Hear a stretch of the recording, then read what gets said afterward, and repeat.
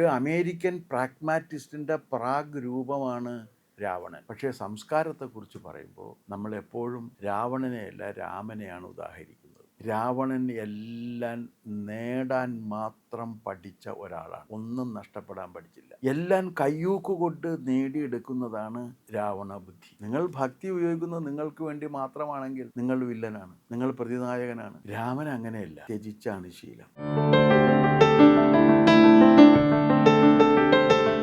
രാവണനെ വെള്ള പൂശുന്നത് സമൂഹത്തിൻ്റെ ഇപ്പോൾ ഒരു ട്രെൻഡായിട്ട് മാറിയിട്ടുണ്ട്. രാവണൻ നല്ലവനായിരുന്നു, മഹാനായിരുന്നു, വലിയ കഴിവുകളുള്ള ആളായിരുന്നു എന്നെക്കുറിച്ച്. ശരിക്കും രാവണൻ അങ്ങനെ കഴിവുള്ള ആളാണോ?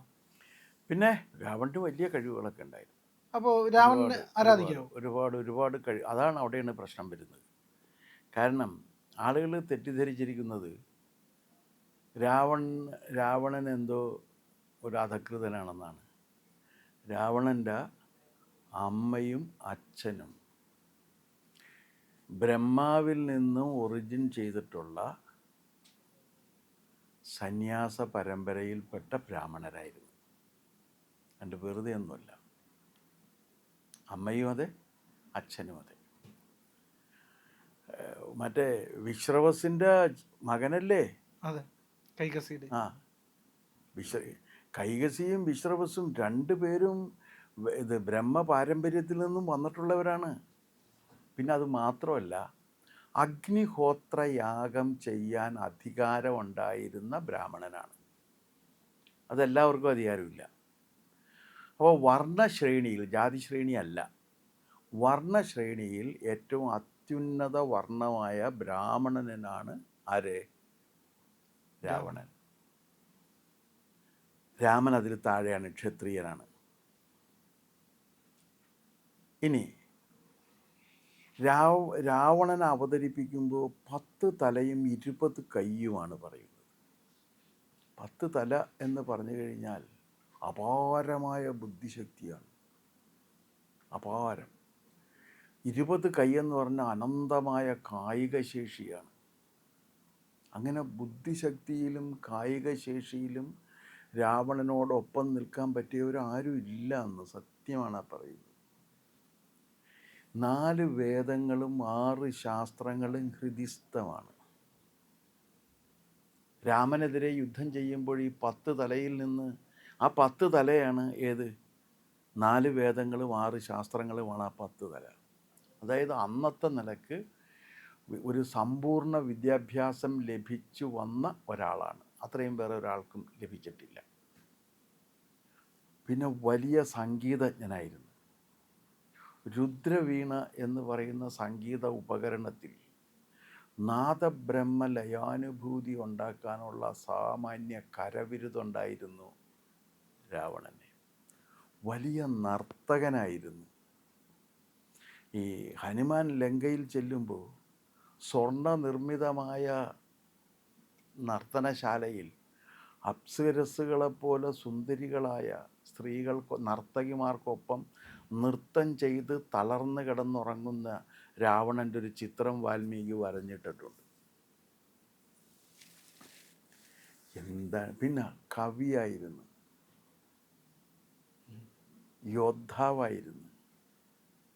അന്ന് നിലവിലുണ്ടായിരുന്ന എല്ലാവരെയും യുദ്ധം ചെയ്ത് തോൽപ്പിക്കുകയോ വരം നേടുകയോ ചെയ്തിട്ടുണ്ട്. വിഷ്ണുവിൽ നിന്നും ശിവനിൽ നിന്നും വരം കിട്ടിയിട്ടുള്ള ഒരാളാണ്, ബ്രഹ്മാവിൽ നിന്നടക്കം. ഇത്രയൊക്കെ വേറെ ആർക്കും കിട്ടിയിട്ടില്ല. ഇത്രയൊക്കെ ഉണ്ടെങ്കിലും നമ്മളാരും രാവണനെ ഒരു സാംസ്കാരിക നായകനായിട്ട് അവതരിപ്പിക്കാറുമില്ല, പറയാറുമില്ല. എന്തുകൊണ്ട്? അതാ. അപ്പോൾ അതുകൊണ്ട് ഇതിൽ നിന്ന് നമുക്ക് മനസ്സിലാകുന്നൊരു കാര്യം, യുദ്ധം ചെയ്യാനുള്ള കഴിവ്, ബുദ്ധിശക്തി, വേദവിജ്ഞാനം, വൈദിക വൃത്തികൾ ചെയ്തിട്ട് യാഗം ചെയ്യാനുള്ള അവകാശം, കഴിവ്, പിന്നെ നൃത്തം ചെയ്യാനുള്ള കഴിവ്, സംഗീതം, സാഹിത്യം, ഇതൊക്കെ ഉണ്ടെങ്കിലും ഒരാൾ സാംസ്കാരിക നായകനാകണമെന്നില്ല. അപ്പോൾ സാംസ്കാരിക നായകനാകണമെന്നുണ്ട്, എന്തുകൊണ്ടില്ല? എന്തുകൊണ്ടാണ് വരാത്തത്? അതാണ് ചോദ്യം. രാമൻ ഈ പറഞ്ഞ കാര്യങ്ങളൊക്കെ ഉണ്ടായില്ല. രാമൻ അങ്ങനെ പാട്ട് പാടിയതായിട്ട് ആരും കേട്ടിട്ടില്ല, ഇല്ലേ? സീത പോലും കേട്ടിട്ടില്ല. എന്താ പടുപാട്ടൊന്ന് പാടാത്ത കഴുതയുണ്ടോ എന്ന് കുമാരനാശാൻ ചോദിക്കുന്നുണ്ട്. നമുക്ക് ധൈര്യമായിട്ട് പറയാം ഒരു കഴുതയുണ്ട്, അത് ശ്രീരാമനാണെന്ന് പറയാം. പക്ഷേ സംസ്കാരത്തെക്കുറിച്ച് പറയുമ്പോൾ നമ്മളെപ്പോഴും രാവണനെയല്ല രാമനെയാണ് ഉദാഹരിക്കുന്നത്. എന്താ കാര്യം എന്ന് വെച്ച് കഴിഞ്ഞാൽ ഒരു ചെറിയ വ്യത്യാസമുണ്ട് രണ്ടും തമ്മിൽ. രാവണൻ എല്ലാം നേടാൻ മാത്രം പഠിച്ച ഒരാളാണ്, ഒന്നും നഷ്ടപ്പെടാൻ പഠിച്ചില്ല. ജീവിതത്തിൽ നേട്ടം മാത്രമല്ല, നേടാൻ മാത്രം പഠിച്ചാൽ പോരാ, നഷ്ടപ്പെടാനും പഠിക്കണം. ജയിക്കാൻ മാത്രം പഠിച്ചാൽ പോരാ, തോൽക്കാനും പഠിക്കണം. പക്ഷേ നമ്മൾ ഇപ്പോഴത്തെ ഒരു തലമുറയെ നമ്മൾ ജയിക്കാൻ മാത്രം പഠിപ്പിച്ചുകൂടിയാണ്, അവർക്ക് തോൽക്കാൻ അറിയാതെ വരും. ജീവിതം ജയിക്കാനുള്ളത് മാത്രമല്ല, മനോഹരമായി തോൽക്കാനുള്ളത് കൂടിയാണ്. തോൽവി അത്ര ഒരു മോശം കാര്യമൊന്നുമല്ല. ജയത്തെക്കുറിച്ച് നമ്മൾ പറയുമ്പോഴൊക്കെ എപ്പോഴും അതിൻ്റെ കൂടെ വരുന്നൊരു സാധനമാണ്, നമ്മൾ ആഗ്രഹിച്ചാലില്ലെങ്കിലും വരുന്നൊരു സാധനമാണ് എന്ത്? തോൽവി. അണ്ട് ജയം മാത്രമായി ഒരവസരവുമില്ല, ഒരാൾക്കുമില്ല. പക്ഷേ ഇതിനകത്തൊരു കാര്യമുള്ളതെന്ന് വെച്ചാൽ രാവണൻ എല്ലാം നേടാൻ മാത്രമാണ് പഠിച്ചിട്ടുള്ളത്. അത് ആർക്ക് വേണ്ടി? എല്ലാം എനിക്ക് വേണ്ടി വേണം എന്നുള്ളതാണ്. ഒരു സാധനവും രാവണൻ ത്യജിച്ചിട്ടില്ല. എല്ലാവരെയും നിർത്തിയത് തനിക്ക് വേണ്ടിയിട്ടാണ്. തൻ്റെ സഹോദരങ്ങളെ മുഴുവൻ നിർത്തിയത് അയാൾക്ക് വേണ്ടിയിട്ടാണ്. എനിക്ക് ഇവനെക്കൊണ്ട് ഇന്ന പ്രയോജനം എന്ന് കണ്ടിട്ടാണ്. ഒരു അമേരിക്കൻ പ്രാഗ്മാറ്റിസ്റ്റിൻ്റെ പ്രാഗ് രൂപമാണ് രാവണൻ. കാരണം അമേരിക്കൻ പ്രാഗ്മാറ്റിസത്തിൽ ഉപകാരം ഉണ്ടെങ്കിൽ മാത്രം അതിനെ എടുത്താൽ മതി, ഇല്ലെങ്കിൽ വേണ്ട. അതാണ് യൂസ് ആൻഡ് ത്രോ അവേ എന്ന് പറയുന്നത്. ഉപകാരമുള്ളത്രയും സമയം അതിനെടുക്കുന്നു, അത് കഴിഞ്ഞാൽ അവനെ തള്ളിക്കളയുന്നു. ആ അമേരിക്കൻ പ്രാഗ്മാറ്റിക് കൾച്ചറാണ് ദൗർഭാഗ്യവശാൽ ഇപ്പോൾ നമ്മുടെ കോർപ്പറേറ്റ് ഇൻഡസ്ട്രിയിൽ മുഴുവൻ വന്നിട്ടുള്ളത്. എടുത്തു വെക്കുന്നു, ഇല്ലാത്ത സമയത്ത് കളയുന്നു. ഇപ്പോൾ വരെ ഉണ്ടെങ്കിൽ അവൻ ഓക്കെ, ഇല്ലെങ്കിൽ ഇല്ല. ആ ഒരു ക്രമമില്ലാതെ അത് ജീവിതത്തെ കൊണ്ടു നടക്കും. നമ്മുടെ ജീവിതത്തെ ഈ എല്ലാം നേടാൻ മാത്രം, എല്ലാം നമുക്ക് വേണ്ടി സമ്പാദിക്കാൻ മാത്രം, അതിനുവേണ്ടി എന്തും ചെയ്യാൻ മടിയില്ലായിക. ഉദാഹരണം പറയാം. സീതയോട് പറഞ്ഞ് എനിക്ക് ഇത് ഇത്ര നിന്നെ പോലത്തുള്ളൊരു സ്ത്രീ ഉണ്ടെങ്കിൽ അതെനിക്ക് എൻ്റെ കൂടെ വേണം.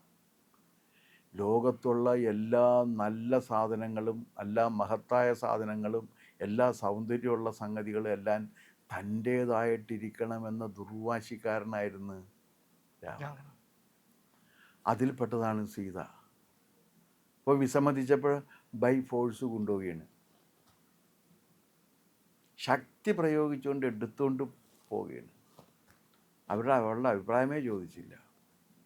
ഇനി ഇത് മാത്രമല്ല, ആ നളകുബരൻ്റെ ഭാര്യ രംഭയെ ബലാത്സംഗം ചെയ്യുകയാണ്. അപ്പോൾ ഓരോ സമയത്തും പുള്ളി ഓരോ ന്യായം പറയും.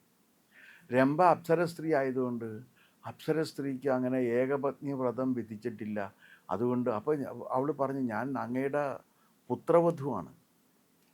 ഓ എന്ത് പുത്രവധു, കാരണം ചേട്ടൻ്റെ മകൻ്റെ ഭാര്യയാണല്ലോ എന്നും പറഞ്ഞ് അവളെ ബലാത്സംഗം ചെയ്യുന്നു. അപ്പോൾ അവളിൽ നിന്ന് ചെറിയ ഇത്, അപ്പോൾ നളകുബരൻ ഇയാളെ ശപിച്ചു. അകാമകളായ, കാമമില്ലാത്ത സ്ത്രീകളാ നീ ബലാത്കാരം ചെയ്യാൻ ശ്രമിച്ചാൽ നിൻ്റെ തല പൊട്ടിത്തെറിച്ചു പോകും, 7 പൊട്ടിത്തെറിക്കുമെന്ന് പറഞ്ഞു. അതുകൊണ്ടാണ് സീതയെ ബലാത്കാരം ചെയ്യാതിരുന്നത്. അത് സീതയെ തൊട്ടില്ല, സീതയെ അപഹരിച്ചുകൊണ്ട് വന്നിട്ടും തൊടാത്ത മാന്യനാണ്. ഇതാണ് കാരണം. ഈ ശാപമുണ്ട്. ഈ ശാപം ഓർക്കുമ്പോൾ പേടി വരും. അല്ലാതെ രാവണൻ മാന്യനായിട്ടല്ല. രാവണൻ മാന്യനാണ് എന്ന് കരുതുന്നത് അവരാണെങ്കിൽ ആ സമയത്ത് സീതയെ ഉടനെ കയറി ബലാത്സംഗം ചെയ്യുമായിരുന്നല്ലോ എന്ന ഒരു മാങ്കൂട്ടം ഫിലോസഫി അനുസരിച്ച് ചിന്തിക്കുന്നതുകൊണ്ട് സംഭവിക്കുന്ന ദുരന്തമാണത്. ഇത് തന്നെ ഇങ്ങനെ വെക്കുകയാണ്. പിന്നെ ലോകത്തിൻ്റെ മുഴുവൻ സമ്പത്തും ലങ്കയ്ക്ക് വേണമെന്നായിരുന്നു. വൈശ്രവണൻ്റെ സമ്പത്തിനേക്കാൾ കൂടിയ സമ്പത്ത് തനിക്ക് വേണമെന്നായിരുന്നു. തന്നേക്കാൾ വലിയ യോദ്ധാവ് ഉണ്ടാകാൻ പാടില്ല എന്നായിരുന്നു. അങ്ങനെ പോയിട്ടാണ് കൈലാസം എടുത്ത് അമ്മാനമാടാൻ ശ്രമിച്ചത്. എല്ലാം ഈ ധിക്കാരത്തിൻ്റെ ശബ്ദമാണ്, എല്ലാം അഹങ്കാരത്തിൻ്റെ ശബ്ദമാണ്. എല്ലാം തനിക്ക് വേണ്ടി മാത്രമായി സൂക്ഷിച്ചു വെക്കുന്ന ഒരുവനും ഒരിക്കലും സാംസ്കാരിക നായകനായിട്ട് മാറില്ല. സംസ്കാരം എന്ന് പറഞ്ഞാൽ നമ്മുടെ ഭാരതീയ സങ്കല്പത്തിൽ എൻ്റെയും നിങ്ങളുടെയും മാത്രമല്ല, ഈ പ്രപഞ്ചത്തിലെ സകല ചരാചരങ്ങളുടെയും ജീവിതത്തെ കൂടുതൽ ജീവിതയോഗ്യമാക്കി തീർക്കുന്ന കർമ്മമാണ് സംസ്കാരം. അപ്പോൾ പാട്ട് എഴുതിയുകൊണ്ട് കാര്യമായില്ല, കവിത എഴുതിയുകൊണ്ട് കാര്യമായില്ല, നൃത്തം ചെയ്തുകൊണ്ട് കാര്യമായില്ല, പാട്ട് പാടിയതുകൊണ്ടും കാര്യമായില്ല. എന്ത് കഴിവ് നിങ്ങൾക്കുണ്ടെങ്കിലും എന്ത് ബുദ്ധിശക്തി നിങ്ങൾക്കുണ്ടെങ്കിലും അതുകൊണ്ട് നിങ്ങൾ ജീവിതത്തെ, നമ്മുടെ പ്രപഞ്ചത്തെ കൂടുതൽ പ്രകാശമാനമാക്കി മാറ്റുമ്പോഴാണ് അത് സംസ്കാരമാകുന്നത്. രാവണൻ്റെ കൃത്യം ഒരിക്കലും ജീവിതത്തെ പ്രകാശമാനമാക്കി തീർത്തിട്ടില്ല, ഒരിടത്ത് പോലും.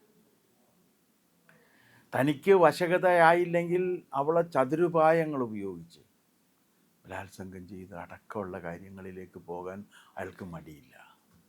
അങ്ങനെ ബലാത്സംഗം ചെയ്തിട്ടാണ് നളകുബരൻ്റെ ശാപം കിട്ടിയത്. കാരണം രംഭ അഗ്നിയിൽ ലയിച്ചു പോയി, അവളും ശപിച്ചു. ഇതുപോലെ തന്നെ വന്നിട്ട് നിന്നെ ശരിപ്പെടുത്തുമെന്ന് പറഞ്ഞ്, അതാണ് സീതയുടെ ജന്മം എന്ന് ഒരു ഉപകഥ കൂടി ഇതിനകത്ത് അന്തർലീനമാണ്. അപ്പം ഞാൻ ആ കഥകളുടെ ഇതൊക്കെ വിട്, ഒറ്റ കാര്യമുള്ളൂ, എല്ലാം നേടുക, എല്ലാം എനിക്ക് വേണ്ടി, എനിക്ക് വേണ്ടി, എനിക്ക് വേണ്ടി. ഈ പണ്ട് ഒരു വൃദ്ധൻ വിൽപ്പത്രം എഴുതി വെച്ച്, അപ്പോൾ വക്കീൽ വിൽപ്പത്രമൊക്കെ എഴുതി കഴിഞ്ഞ് വക്കീൽ പോകാൻ നേരത്ത് വക്കീലിനെ തിരിച്ച് വിളിച്ചിട്ട് പറഞ്ഞ് ഒരു വാചകം കൂടി അടിക്ക് എഴുതാൻ പറഞ്ഞു. അപ്പോൾ വക്കീൽ ചോദിച്ച് എന്താണെന്ന് ചോദിച്ച്, മക്കളുടെയും പേരക്കുട്ടികളുടെയും കാലശേഷം വസ്തുവകകൾ എനിക്ക് തന്നെ വന്നു ചേരുന്നു. ആ എല്ലാം എനിക്ക് തന്നെ വന്നു ചേരും എന്ന് കരുതുന്നതാണ് രാവണ ബുദ്ധി. എല്ലാം കയ്യൂക്കുകൊണ്ട് നേടിയെടുക്കുന്നതാണ് രാവണ ബുദ്ധി. എല്ലാത്തിൻ്റെയും സർവാധിപത്യം തനിക്കായിരിക്കണം എന്ന് പറയുന്നതാണ് രാവണ ബുദ്ധി. അങ്ങനെയുള്ള ഒരു മനുഷ്യനെയും ലോകത്താരും സംസ്കാര സമ്പന്നനായി കരുതിയിട്ടില്ല, കരുതേയില്ല. ഇതാണ് രാവണൻ നമ്മൾ പരിശോധിക്കുമ്പോൾ കാണുന്നത്. രാവണൻ്റെ ജീവിതം മുഴുവൻ എടുത്തു നോക്കിക്കും, എല്ലാം ഇങ്ങനെ തന്നെയാണ്. ഞാനത് വിസ്തരിച്ച് പറയാത്തതാണ്, കാരണം ഇങ്ങനെ പോകുന്നൊരുന്നാണ്. രാമൻ അങ്ങനെയല്ല, ത്യജിച്ചാണ് ശീലം, ത്യജിച്ചാണ് ശീലം. മറ്റത് അങ്ങനെയല്ല, വാരിക്കൂട്ടേണ്, ഗ്രഹിക്കണ, എല്ലാം തനിക്ക് തനിക്ക് തനിക്ക് തനിക്ക്. അല്ല, ഏറ്റവും കൂടുതൽ സ്നേഹം ആരെയാണെന്ന് ഒരാളോട് ചോദിച്ചപ്പോൾ പറഞ്ഞ് അത് എന്നെ തന്നെയാണെന്ന് പറഞ്ഞ്. അത് കഴിഞ്ഞാലോ എന്ന് ചോദിച്ചപ്പോൾ പുള്ളി ഇങ്ങനെ കുറേ നേരം ആലോചിച്ചിരുന്നിട്ട് പറഞ്ഞ് ഇല്ല, അത് കഴിയുന്നില്ല എന്ന് പറഞ്ഞു. അവനവനെ സ്നേഹിച്ച് കഴിയാതെ തീരാതെ പോയ ഒരു ജന്മമായിരുന്നു രാവണൻ്റേത്. അതുകൊണ്ടാണ് രാവണൻ പ്രതിനായകനാകുന്നത്. ലോകത്തെവിടെയും ആരും എപ്പോഴും ഈ പ്രപഞ്ചം മുഴുവൻ തനിക്ക് വേണ്ടി മാത്രമാകണം എന്ന് കരുതുന്നവൻ നായകനല്ല, പ്രതിനായകനായി. രാവണൻ ഭയങ്കര ഭക്തനായിരുന്നു, ശിവഭക്തനായിരുന്നു എന്ന് പറയുന്നു. അല്ല, ഭക്തി നിങ്ങൾക്ക് വേണ്ടി മാത്രമായി കഴിഞ്ഞാൽ നിങ്ങൾ വില്ലനാണ്. നിങ്ങൾ ഭക്തി ഉപയോഗിക്കുന്നത് നിങ്ങൾക്ക് വേണ്ടി മാത്രമാണെങ്കിൽ നിങ്ങൾ വില്ലനാണ്, നിങ്ങൾ പ്രതിനായകനാണ്. രാവണൻ്റെ ഭക്തി എന്തിനായിരുന്നു? ലോകത്തിന് മംഗളം വരാനില്ല, എനിക്കത് വേണം, എനിക്കിത് വേണം, എനിക്ക് മറ്റത് വേണം. ലോകത്തിനല്ല. വാക്കുകൾ വക്താവിനെ രക്ഷിക്കുന്നതായിരിക്കണം. അതാണ് അവധു വക്താരം എന്ന് പറയുന്നത്. ഉപനിഷത്തിലെ ഒരു ശാന്തി മന്ത്രമാണ് അവധു വക്താരം. വാക്ക് വക്താവിനെ രക്ഷിക്കണം. വക്താവിൻ്റെ രക്ഷാകവചമായി വാക്ക് മാറുക എന്ന് പറഞ്ഞാൽ വാക്കുകൾ പ്രപഞ്ചത്തെ സംരക്ഷിച്ച് നിർത്തുന്ന രക്ഷാകവചമാക്കി മാറ്റണം. അങ്ങനെ വാക്കുകളെ രക്ഷാകവചമാക്കി മാറ്റുമ്പോഴാണ് മഹത്തായ കാവ്യം ജനിക്കുന്നത്. വാൽമീകി വാക്കുകളെ രക്ഷാകവചമാക്കി മാറ്റിയപ്പോഴാണ് രാമായണം ഉണ്ടായത്. അതാണ് അവധു വക്താരം. വാൽമീകി ചെയ്തത് ഈ വാക്കുകൾ കൊണ്ട് പ്രപഞ്ചത്തിനൊരു രക്ഷാകവചം സൃഷ്ടിക്കുകയാണ്. രാമായണം വാൽമീകി വാക്കുകൾ കൊണ്ട് സൃഷ്ടിച്ച ഒരു രക്ഷാകവചമാണ്. ആ രക്ഷാകവചത്തിലെ നായകൻ രാമനും പ്രതിനായകൻ രാവണനുമാണ്. ഇന്നും അത് തുടരുകയാണ്. ഇന്നും എല്ലാത്തിൻ്റെയും സർവാധിപത്യം തനിക്ക് തനിക്ക് തനിക്ക് എന്ന് പറഞ്ഞു നടക്കുന്ന ഒരുത്തൻ അവൻ അറിഞ്ഞോ അറിയാതെയോ രാവണനെ സാധൂകരിക്കുകയാണ്. എല്ലാം അവന് തന്നെ വേണം എന്നാണ് പറയുന്നത്. ഭാഗ്യവശാൽ ഇന്ത്യക്ക് അങ്ങനെ ചില സൗഭാഗ്യങ്ങളുണ്ട്. ഇതൊന്നും തൻ്റേതല്ല എന്ന്. ഇവർക്ക് പാശ്ചാത്യർക്ക് 2 വിഭാഗങ്ങളേ ഉള്ളൂ, ഉള്ളവനും ഇല്ലാത്തവനും. നമുക്കൊരു 3-ാം വിഭാഗമുണ്ട്, വേണ്ടാത്തവൻ. എത്രയാണെങ്കിലും